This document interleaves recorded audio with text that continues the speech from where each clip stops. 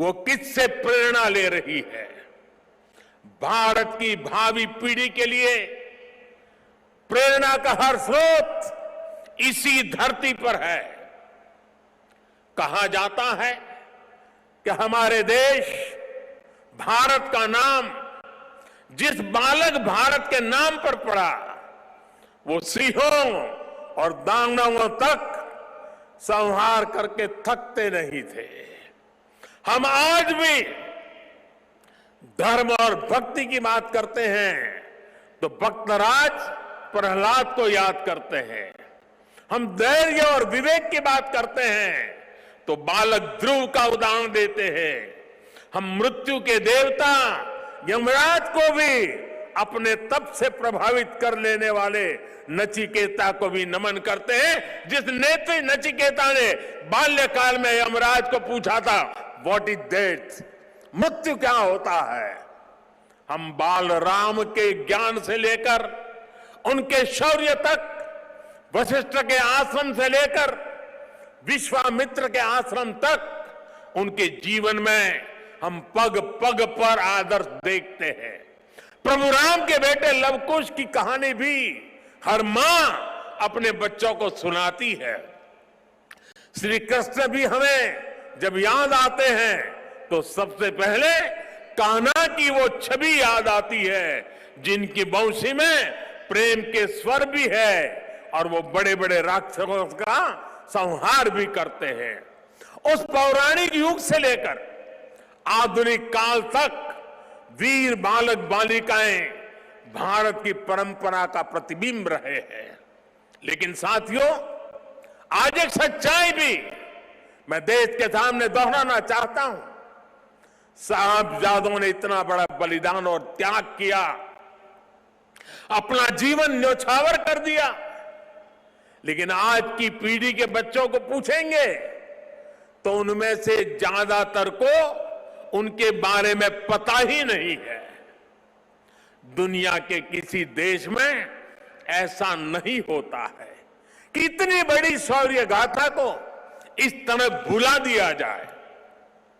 मैं आज के इस पावन दिन इस चर्चा में नहीं जाऊंगा कि पहले हमारे यहां क्यों वीर बाल दिवस का विचार तक नहीं आया, लेकिन ये जरूर कहूंगा कि अब नया भारत दशकों पहले हुई एक पुरानी भूल को सुधार रहा है। किसी भी राष्ट्र की पहचान उसके सिद्धांतों, मूल्यों और आदर्शों से होती है। हमने इतिहास में देखा है जब किसी राष्ट्र के मूल्य बदल जाते हैं तो कुछ ही समय में उसका भविष्य भी बदल जाता है।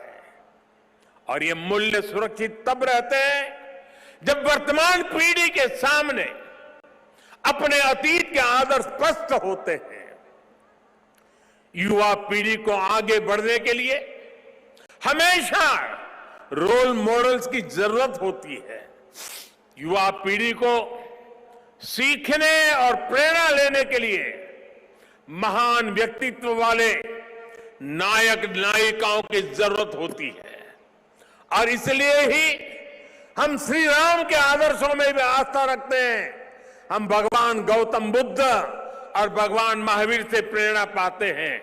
हम गुरु नानक देव जी की वाणी को जीने का प्रयास करते हैं। हम महाराणा प्रताप और छत्रपति वीर शिवाजी महाराज जैसे वीरों को बारे में भी पढ़ते हैं। इसलिए ही हम विभिन्न जयंतियां मनाते हैं। सैकड़ों हजारों वर्ष पुरानी घटनाओं पर भी पर्वों का आयोजन करते हैं। हमारे पूर्वजों ने समाज की जरूरत को समझा था और भारत को एक ऐसे देश के रूप में गढ़ा जिसकी संस्कृति पर्व और मान्यताओं से जुड़ी है। आने वाली पीढ़ियों के लिए यही जिम्मेदारी हमारी भी है। हमें भी उस चिंतन और चेतना को चिरंतर बनाना है। हमें अपने वैचारिक प्रवाह को अक्षुण्ण रखना है इसलिए आजादी के अमृत महोत्सव में देश स्वाधीनता संग्राम के इतिहास को पुनर्जीवित करने के लिए प्रयास कर रहा है। हमारे स्वाधीनता सेनानियों के, वीरांगनाओं के, आदिवासी समाज के योगदान को जन जन तक पहुंचाने के लिए हम सब काम कर रहे हैं। वीर बाल दिवस जैसी पुण्यतिथि इस दिशा में प्रभावी प्रकाश स्तंभ की भूमिका निभाएगी। साथियों, मुझे खुशी है कि वीर बाल दिवस से नई पीढ़ी को जोड़ने के लिए जो क्विज कंपटीशन हुआ, जो निबंध प्रतियोगिता हुई, उसमें हजारों युवाओं ने हिस्सा लिया है। जम्मू कश्मीर हो, दक्षिण में पुडुचेरी हो, पूर्व में नागालैंड हो, पश्चिम में राजस्थान हो, देश का कोई कोना ऐसा नहीं है जहां के बच्चों ने इस प्रतियोगिता में हिस्सा लेकर के साहबजादों के जीवन के विषय में जानकारी न ली हो, निबंध न लिखा हो।